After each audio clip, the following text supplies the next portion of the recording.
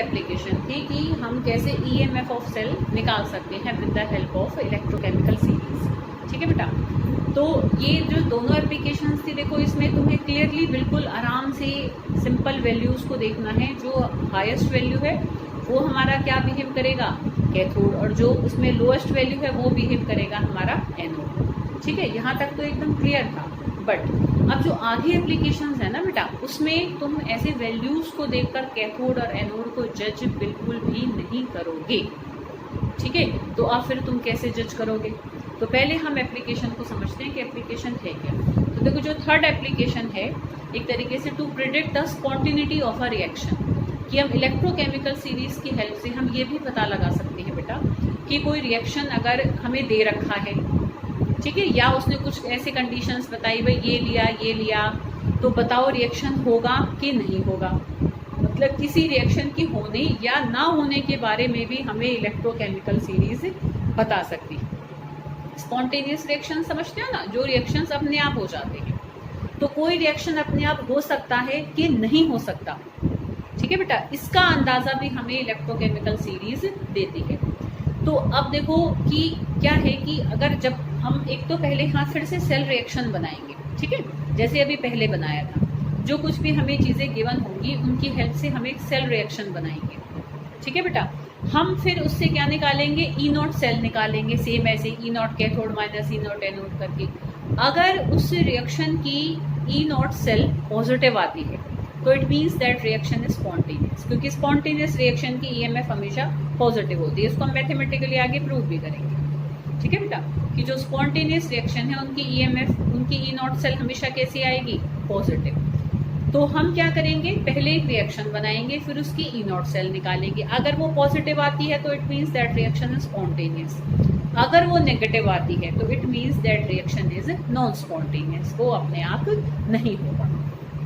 आ रही है बेटा बात समझ में? ठीक है, तो अब हम इसको एग्जाम्पल से करेंगे, ऐसे नहीं हो पाएगा। ठीक है बेटा, अच्छा, जब हम सेल रिएक्शन बनाते हैं तो सेल रिएक्शन जैसे अभी हमने जो बनाया था वो बहुत एक सिंपल था कि बराबर इलेक्ट्रॉन थे तो इजीली कट आउट हो गए थे।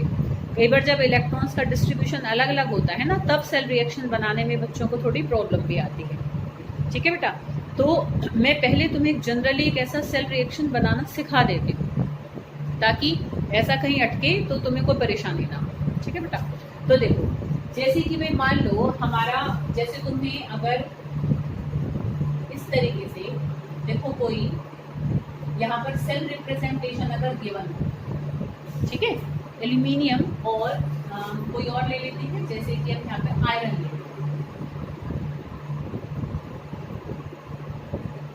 ठीक है, अब यहाँ पर एक ये तुम्हें सेल रिप्रेजेंटेशन दे रखी है और वो तुमसे अगर ऐसे कहे कि what is the possible cell reaction from this cell representation, कि इस सेल रिप्रेजेंटेशन से कोई एक पॉसिबल सेल रिएक्शन क्या हो सकता है, तुम उसको बना कर दिखाओ, है ना। सिंपल एक तरीके से होगा कि make a cell reaction with the help of this cell representation. तो हम कैसे बनाएंगे, देखो बेटा, तुम्हें मैंने बताया था सेल रिप्रेजेंटेशन से हम बड़े आराम से जज कर सकते हैं कि इधर वाला पार्ट क्या होता है, साल्ट ब्रिज से पहले वाला पार्ट हमेशा क्या होता है, एनोड होता है, और साल्ट ब्रिज के बाद वाला पार्ट हमेशा हमारा क्या होता है, कैथोड होता है।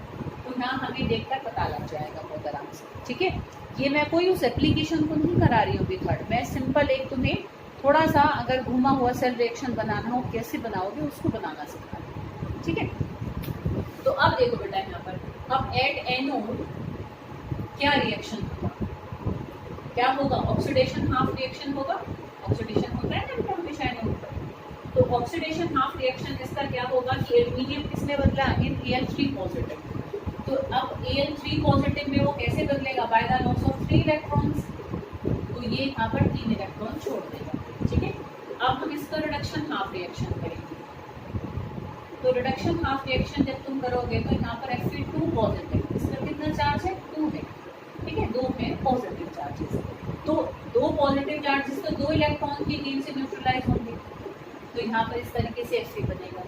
अब जब हम इनको मिलाकर इसका सेल रिएक्शन बनाएंगे, तो अब तुम देखो बेटा, ये इलेक्ट्रॉन्स आपस में क्या होने चाहिए, they must cut out from each other with each other, है ना।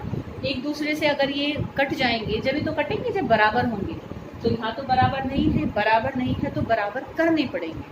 कैसे बराबर करोगे बेटा कि अब यहाँ 3 है और यहाँ पर 2 है, हम बराबर कैसे कर सकते हैं? इस पूरे इक्वेशन को किससे मल्टीप्लाई कर दो? 2 से, और इस पूरी को किससे मल्टीप्लाई करो? 3 से। तो दोनों 6 हो जाएंगे, तो 6 इलेक्ट्रॉन से 6 इलेक्ट्रॉन फिर ये आपस में कट जाएंगे। ठीक है, आफ्टर मल्टीप्लाइंग विद 2। आ रही बेटा बात समझ में? अब जब ये खाली इलेक्ट्रॉन ही थोड़ा ना मल्टीप्लाई होंगे, ये पूरी इक्वेशन मल्टीप्लाई होगी, तो इस एल्यूमिनियम के आगे भी क्या आ जाएगा? 2 आ जाएगा ना। मैं अब यहाँ उसको ऐसे कर नहीं रही हूँ, सीधा हम यहाँ पर लिखेंगे। ठीक है, तो जब ये इलेक्ट्रॉन कट जाएंगे तो फिर इधर वाले पार्ट हम इधर उतार देंगे एरो से पहले, और एरो के बाद वाले सारे इकट्ठे यहाँ उतार देंगे। ठीक है, तो यहाँ पर देखो ये कितने बने?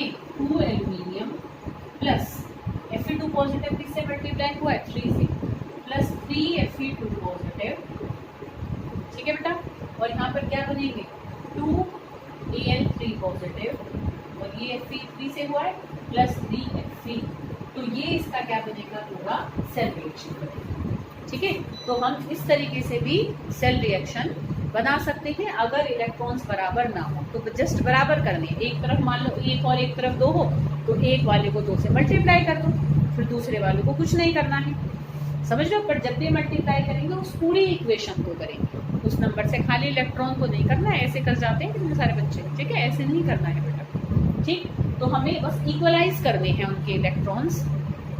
समझ में आ रही बेटा बात? ताकि मेन सेल रिएक्शन में हम कभी भी हम इलेक्ट्रॉन्स को शो नहीं करते हैं, जो नेट एक ओवरऑल रिएक्शन होता है। ठीक है बेटा, क्लियर? क्योंकि उसमें क्या होना चाहिए कि एक जो बैलेंस्ड केमिकल इक्वेशन होती है उसमें चार्जेस हमेशा दोनों तरफ इक्वल होने चाहिए। क्लियर बेटा? तो ये हमने एक सेल रिएक्शन और बना कर देखा। ठीक, तो अब हम बेसिकली जो एप्लीकेशन कर रहे हैं थर्ड, कि हाउ कैन वी जज the spontaneity of a process with the help of electrochemical series. तो उसको हम एक पर्टिकुलर एग्जांपल से करेंगे। ठीक है, इन नेक्स्ट वीडियो।